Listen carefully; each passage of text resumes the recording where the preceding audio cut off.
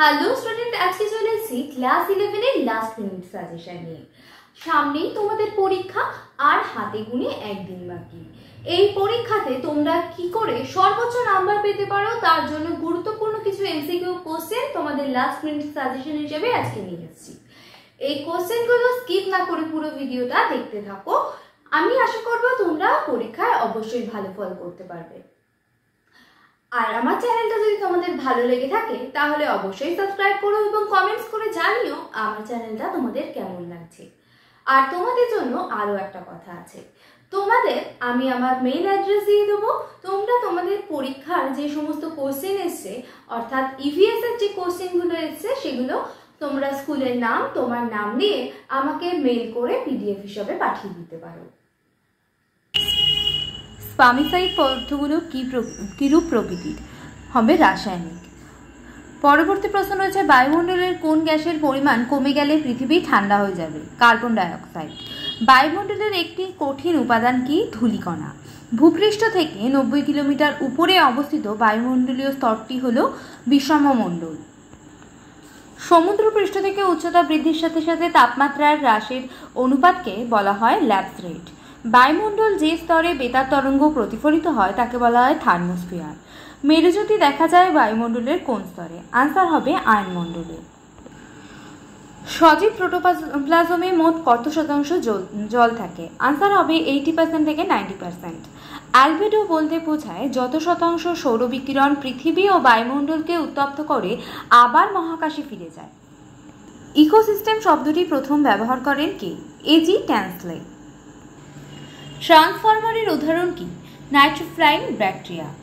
পরবর্তী প্রশ্ন, স্থির জলের বাস্তুতন্ত্রকে বলে লেন্টিক বাস্তুতন্ত্র।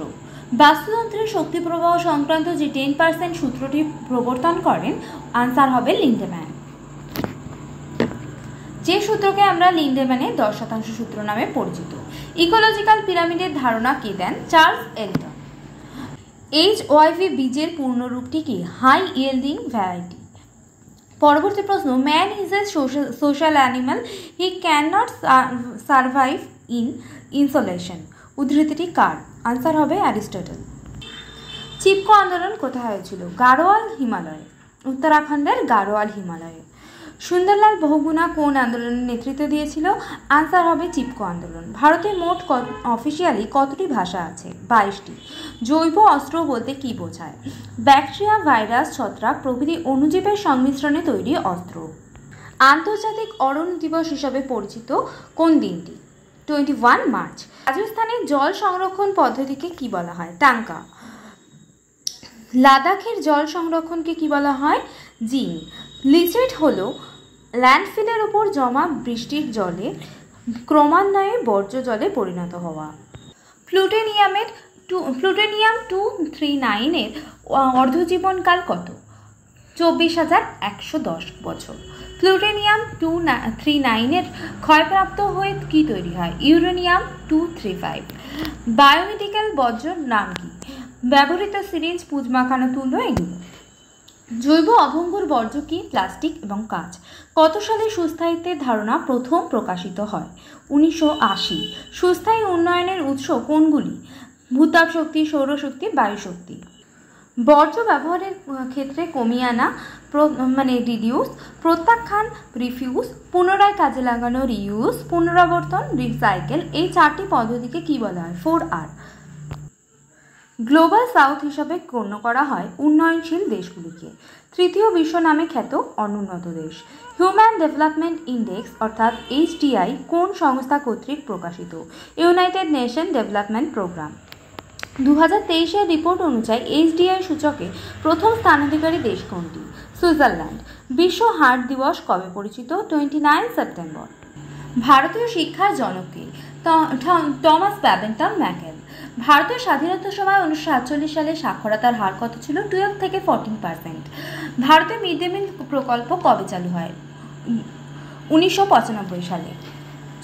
6 থেকে 14 বছর বয়সী ছেলে মেয়েদের অবৈতনিক এবং বাধ্যতামূলক শিক্ষার অধিকার আছে কোন ধারায়? RTE Act 2009। Child marriage restraint act কত সালে চালু হয়? 1929। ওয়ার্ল্ড এইডস ডে কবে পালন হয়? 1 December. The maternity benefit act কত সালে চালু হয়? 1961। মারি ডার্লিং অববাহিকা কোথায় অবস্থিত? অস্ট্রেলিয়ায়। পৃথিবীর ফুসফুস নামে পরিচিত অ্যামাজনের বৃষ্টি অরণ্য। কত সালে রামসার সম্মেলন অনুষ্ঠিত হয়? 1971 2 নভেম্বর। রামসার সাইটগুলি যাদের তত্ত্বাবধানে থাকে তারা হলো IUCN। স্টকহোম সম্মেলনের অপর নাম কি? United Nation Environment Programme. UNEPর পূর্ণরূপ কি? United Nation Environment Programme. কলকাতার বৃক্ষ নামে পরিচিত পূর্ব কলকাতার জলাভূমি।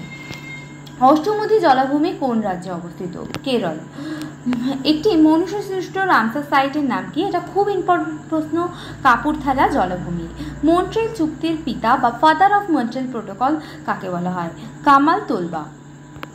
মন্ট্রিল চুক্তি কবে স্বাক্ষরিত হয়?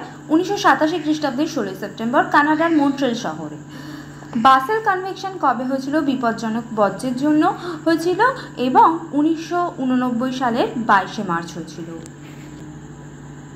UNFCCর সদর দপ্তর কোথায়? বন, যা জার্মানিতে অবস্থিত। COP কি? Conference of Patriots.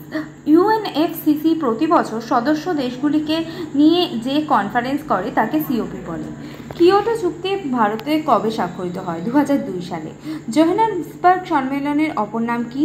রিও+10। IPCCর পূর্ণরূপ কি? ইন্টারগভর্নমেন্টাল প্যানেল অন ক্লাইমেট চেঞ্জ।